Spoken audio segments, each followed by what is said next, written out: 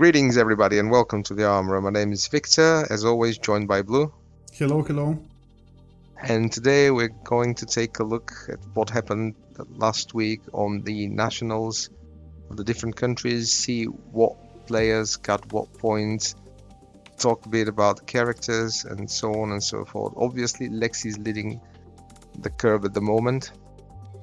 Yeah, even though like the biggest event of the United States Nationals was won by Breyer and Charles Dunn, thanks to whom we will no longer have to deal with Breyer going forward. The calling at the same event, which also rewards 100 Living Legend points, was won by Lexi. Again, so she gets 100 points there, and sadly, to be perfectly honest, I won't be missing Briar that much, but Rosetta was my favorite weapon, so that's done now, and I'm a bit sad. Yeah, I am definitely happy that Rosetta is gone also. Yeah, I guess, and a lot of people are. I mean, nobody liked the weapon. It was a bit pushed, not as pushed as current Lexi in the current format, but still pushed. Yeah, it's just incredibly efficient weapon that does damage that is very difficult to deal with.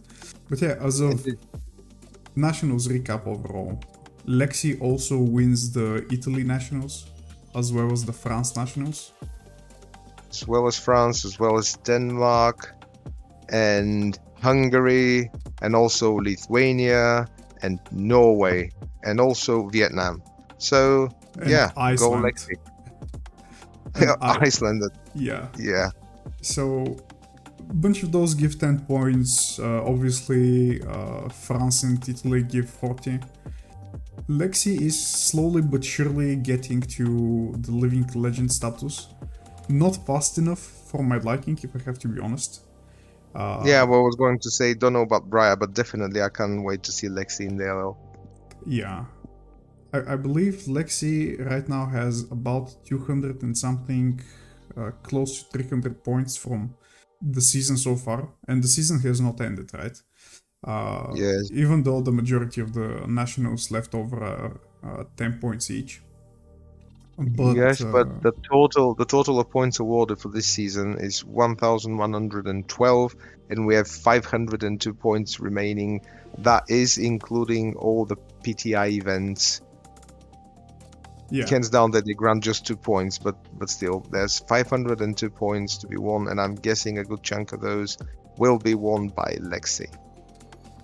Yeah, it is definitely possible.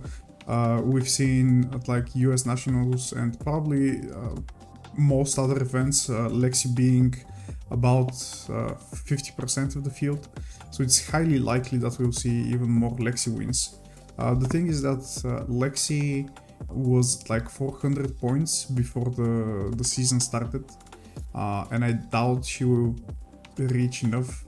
It may already be impossible with Briar winning US Nationals for Lexi to get you Living Legend in this format. Well, there are 502 points left, so if Lexi wins each and every event from this point onwards, but she already won 246 points, that means there's a chance. It's a very thin one, but still. Yeah, I guess, but like I don't think it's going to happen. Yeah, because of course you'll get some Icelanders winning, you'll get some Dromais winning. I'm guessing we might see another copy of Charles Dunn's Briar. Obviously, people might try and play this one because at the moment you know that there are no hard counters to Lexi, and people have been searching for those. So probably some might decide to try the deck. Yeah, this is definitely something that I think will happen. I think people will try and flock to like a deck that has won one of the biggest events yet, but I doubt that a Briar is going to win many other nationals. If any at all, because prior to this recording, we were talking with you, and you said that you have a really hot take on the deck. So if you want to share it, now's the time. Yeah, like I really like the idea of the deck, like the playstyle wise. It's just that I think the deck, as like the playstyle it offers, is just almost 100% inferior to just running Bravo. Because we've seen Charles Dunn, especially against his Icelander matchup, just have turns where he would just attack with his weapon, and in those turns Bravo is more efficient. We've seen a bunch of those Briars play against Bravos, and if the Bravo is playing a slow and methodical game and doesn't randomly decide to take too much damage to try and return damage to a Briar who blocks for 4 with each card, I think that the Bravo player is also winning the majority of those matches, if not all of them, through fatigue, simply because he has a way better weapon while being able to block about as much. Yeah, the other thing is really, what is this version of Brad doing against decks such as Dromai? Well, Bravo has game there. I really don't know what this deck is doing against. I don't know, not Big Dragon's Dromai. Okay, Big Dragon's Dromai might be something that's manageable, but the Empress version, the aggro version, it's going to be very difficult. Yeah, for a deck like that. I think it's possible that you may be able to just block out the Empress version, because like blocking 4 against a deck that plays a lot of 4 power attacks is very efficient. It's very good, but it's just that once again I don't think that the deck just has a better win rate than Bravo in those matchups, simply because once again Bravo's weapon is just way better, right? Like having the option to just kill Mirror Guy with just the weapon swing for 4 is very, very nice. It's something that Briar does not have access to, and against the big dragons, once again Bravo can just use an Otus and attack for 6 and kill any of the big dragons, where Briar will have to use her poppers in order to do so. And also Bravo just has like twice as many poppers, if not more, because the majority of his blue cards are also poppers, while Briar simply doesn't have those tools. Yeah, obviously Bravo has better match. Yeah, so in my opinion, it's a very cool rendition of the deck. It's probably more consistent than the traditional Briar, especially when your opponents are not expecting it.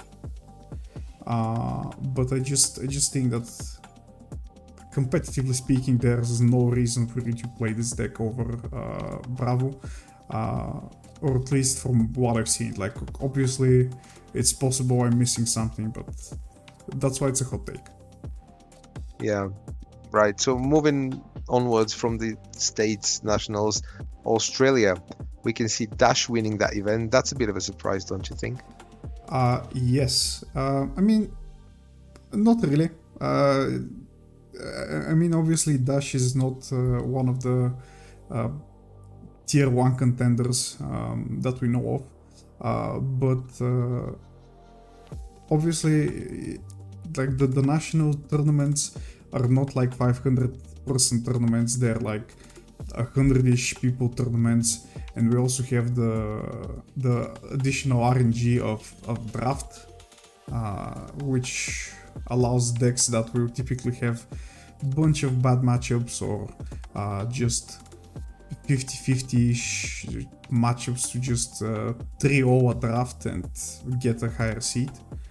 But Dash specifically has been performing on about the same level every format so far, right? Like there's always a tournament or two that just get won by Dash, and I believe the Australian national champion is the same dude that won the recent calling on Dash. Yeah, but about Australian nationals, something that is a lot more surprising in my opinion is that the Dash played against a Kano on the finals, and Kano has also won 3 other tournaments. He has won the Philippines Nationals, he has won a Las Vegas PTI event, which may have been Blitz, but I don't know, and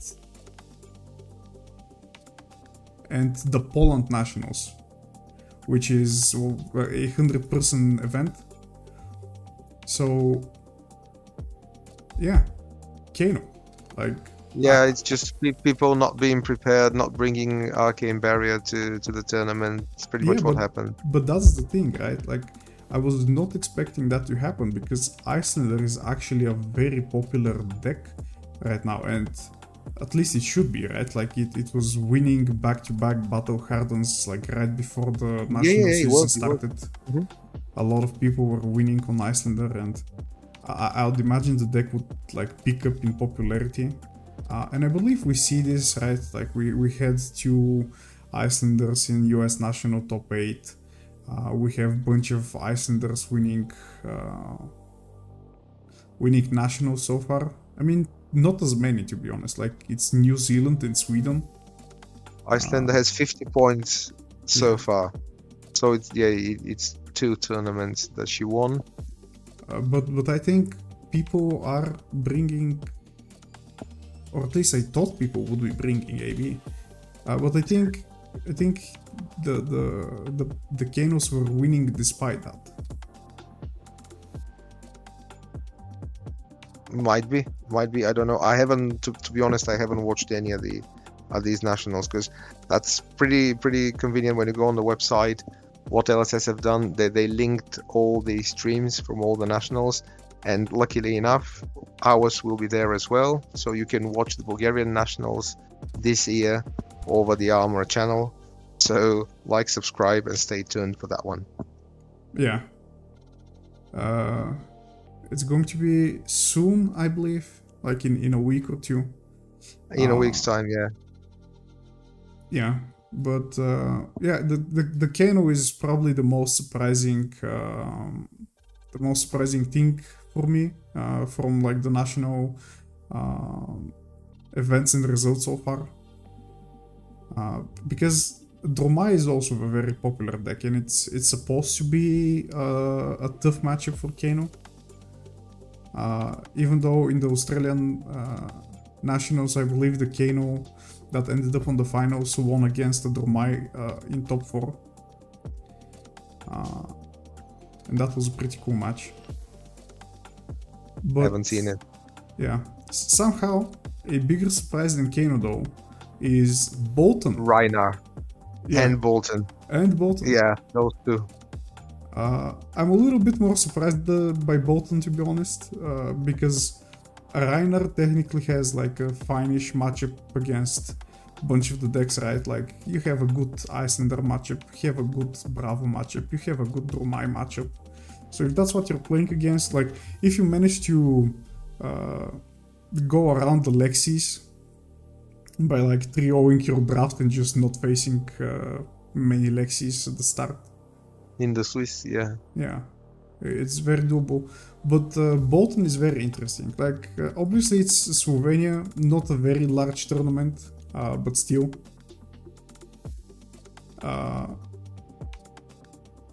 20 people, it's 24 people cap, yeah. Yeah.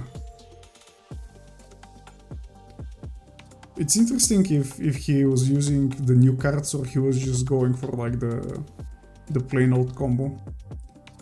Isn't there a way for us to check out? I'm guessing all these decks are uploaded.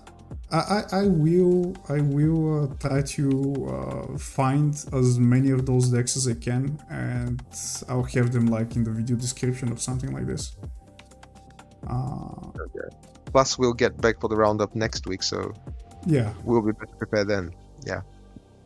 And I guess the last 2 heroes that have been winning are obviously Dromai, winning Brazil and Indonesia, I believe, as well as PTI Portugal. PTI Denmark is won by Uzuri, and actually another semi-surprising thing is Taiwan has Dori. been won by Dori. Yeah. And that's nice to see. I mean, yeah, it's a fairly big tournament, right? It's not the Slovenian 24 people Boltin. But, and Dorinthia players have been waiting for this for so long. Each and every meta, they're explaining how this is their meta, and it never was. But this time, obviously in Taiwan something went right. So good for Dori, good for Dori. One of the OG heroes from Welcome to Raid, and still nowhere to be seen on the LL chart. Yeah, I feel like most sets have like are split in half, right? Like you have two heroes that are seeing like a bunch of play, and then the rest are kind of like lagging behind. And then there's Starvo. Yeah, I mean, yeah, but I mean he was like a lone hero in his set, so made sense. But yeah, like Dorinthia and Rhinar have not really been dominant recently. No, and to be honest, I'm surprised I'm not seeing Katsu anywhere. Yeah, I feel like the Katsu representation seemed to be a very European thing, right? Like in the calling in Birmingham, we saw a ton of Katsus with like some Katsus being top 8, and we have not seen that reproduced anywhere else in the world.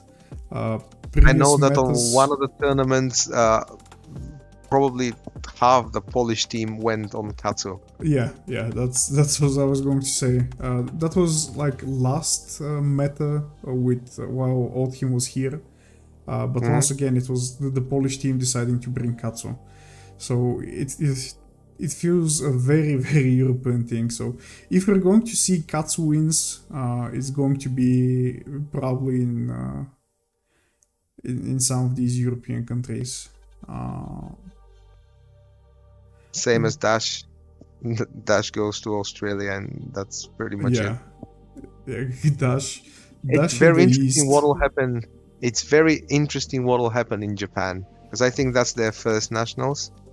Yes. And it's a big event too. It's 80 players cap. Yep. I guess we'll pay attention to that next week, or like basically whenever the season concludes. Yes. Well, just to confirm, Japan is this weekend, 2nd and 3rd of September. So this weekend we'll see what happens there. Yeah, that's going to be interesting because it's a new region, so it's very possible that they have like new takes, either that or they have like old takes and have not adapted to the new things. But I feel like Lexi is like very obviously powerful, and like the internet is a thing, so they should know what's up. And yeah, like going forward with like the rest of the national tournaments, I'm expecting a lot of them to end up in Lexi wins. It seems like there's almost nothing that's stopping Lexi. Like the decks that seem to be stopping Lexi are just losing to the rest of the field. I feel like because you have Icelanders that are sometimes winning against Lexi, but it's not their best matchup. I feel like you need to be like very good at Icelander in order to win against even a mediocre Lexi. And then again, you kind of need your draws to line up a little bit. And at the same time, you have to play against Dromais, which... Yeah, I was going to say, if you're talking about Uzuri has a really bad match against Dromai. Uzuri has an okay-ish match against Lexi, but Dromai is a nightmare. Yeah, I'd say Uzuri has a very good matchup against Lexi because of like all of your arsenal disruption, but Lexis recently have been adjusting to that using Trench. Using the Trench, that card's back in the game. Yeah, to just remove their arsenal. It kind of helps them. I mean, it still removes a card from them, right? Like you still reduce their hand from like 5 cards to 4. Yeah, you sabotage their turn, but the card is still in the deck, so they could play it later on. Yeah, so it's good. I feel like it's a good adaptation. It makes them way less fatigable. Even though I feel like more fatigue dedicated Uzuris will still have no trouble with that, unless, you know, the Lexi obviously kills them. But the thing is that, as you said, Uzuri has bad Dromai matchup. The Icelander matchup is not amazing. And it really depends if it's a Bulllander or just pure arcane. Pure arcane is not that bad, but, yeah, but Bulllander is an issue. Yeah, almost no one is running pure arcane. Except all the Icelanders in our meta. Yeah, I mean, then we're just lucky. Yeah, better lucky than good. Better lucky than good, yeah. So that's about it. As for like what is going to come after Lexi, I hope honestly that we see more Icelander, because Icelander is also a hero that's like fairly close to getting to Living Legend. I believe she sits at like 700 and something points, and is now getting like at least 50 for now. So if we can get that to about like 100 and something, it's going to be good. Yeah, so what are your predictions about the ban and restricted in September, just after the national season? I mean, obviously Briar's gone and Rosetta's gone, but do you think there will be some sort of adjustments? I feel like LSS's decisions in terms of the restriction list are very much driven by how close the problematic heroes are to getting to Living Legend. If they can help it, I think that they will not touch Lexi until she gets to just naturally get the Living Legend points and just rotate herself. But I feel like if Lexi is still a problem and is not close enough, because right now she was sitting at like 400 and something, and maybe by the end of this she will be sitting at like 700. But then if she does not win Worlds, that maybe entails that she will have to like sit in the game for like another 3 formats. Because exactly, and Worlds will be again a Lexi infested tournament. Yeah, I mean, I think that's fine. Technically, LSS likes to make big changes right before these big tournaments.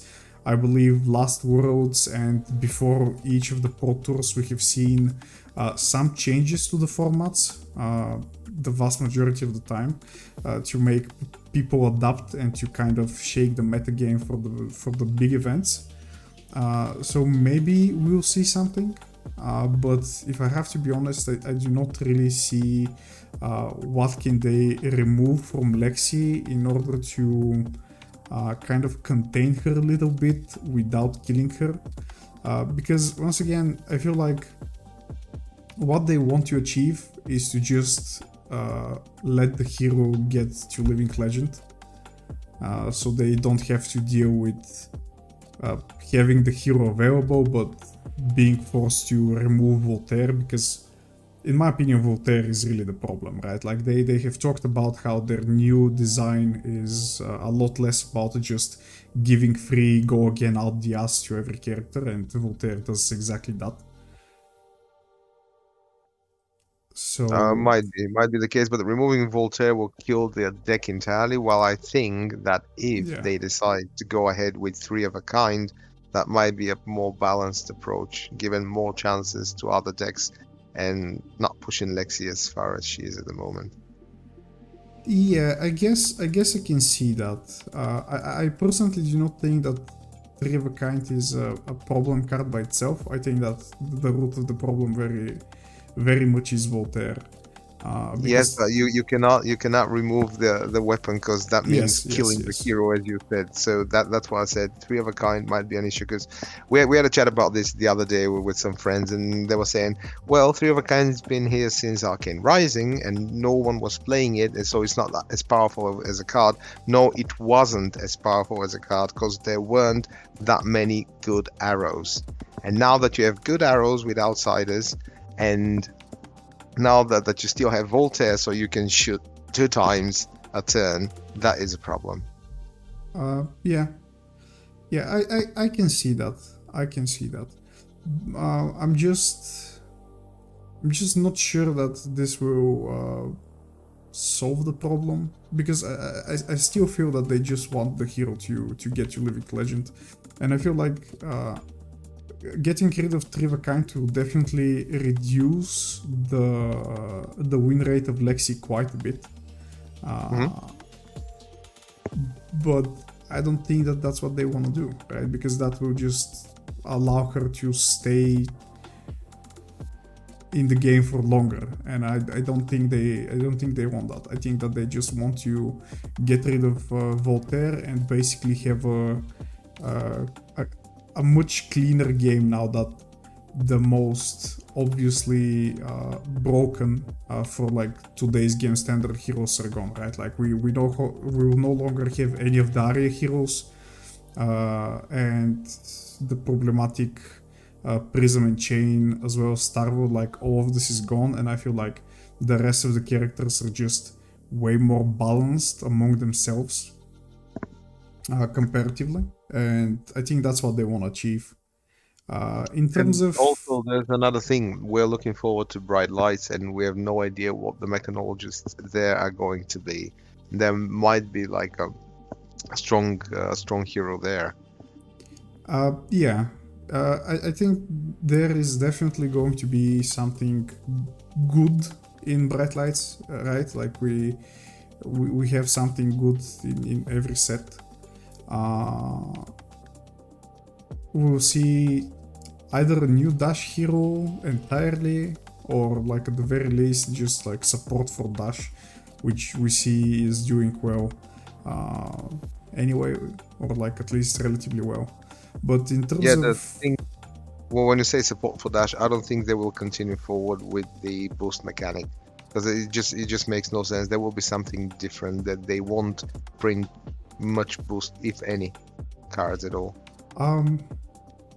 I think that there is going to be some boost, but it's possible that it won't be just boost, right? Because like right now Dash is just boost, right? You have items or just pistols. Yeah, you have items and you have boost. It seemed like, I can't remember clearly, but like the new hero that they showed has an ability that allows him to play things from the bunny zone or something like this. So it's probably going to still have a mechanic that allows you to essentially boost cards from the top of your deck, but maybe not to give you go again. We'll see, but yeah, I feel like outside of Lexi, the rest of the game and the rest of the meta game is pretty healthy. Except maybe like the only other card that I think is worth talking about is Warmonger's Diplomacy. Yeah, but it will be a no-go for them to ban this one, because it is insanely expensive at the moment. A lot of people spent a lot of money to possess this card for the Nut season, and then if they ban it after the season, that won't be very well received. I'm not quite sure about that, right? Because a lot of people, I feel, are well aware that the card feels a little toxic to play against, even if they have spent money on it. And yeah, right, like it costs so much, not because it's extremely rare, because it's just majestic, and I do not believe it's just short printed like the same way it's just Surgical Extraction was. Good. Yeah, it's just too good and too strong, yeah. Yeah, which is why that maybe it should be addressed, even though I believe Brian Gottlieb had some Twitter posts where he was talking about that. I don't think LSS sees it as a problem right now. Some things that they're saying is that the card has like fairly big randomness attached to it, because like obviously you play it against Azalea, and sometimes you play the card hoping that the Azalea will just pass her turn, but you instead go for Ravenous Rabo E-Strike for like 11, and her turn was like not impacted by the card at all. I do not really subscribe to that thinking that much, because like